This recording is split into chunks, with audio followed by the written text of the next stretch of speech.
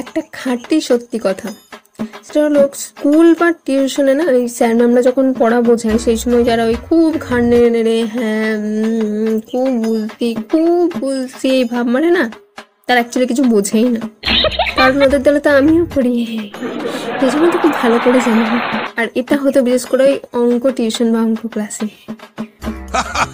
এমন ভাব মারতাম মানে বিরাট বুঝছি ঠিক আছে, কিন্তু কিছুই বুঝতাম না। আমি তো এটাই বুঝতে পারি না কি খেলে মানুষ এত ভালো করে অঙ্ক করতে পারে। না মানে তোরা কি খেয়ে বড় হয়েছিস বন্ধুগণ, তোরা এত ভালো অঙ্ক করিস? আমি আমি না আমি ভাব মারতে পারি। আমি আচ্ছা যদি আমাকে টিউশনে পাঠানো হয় আমি বলবো হ্যাঁ খুব বুঝছি, হ্যাঁ অ্যাকচুয়ালি আমি কিছুই বুঝি না, আমি আজও বুঝি না।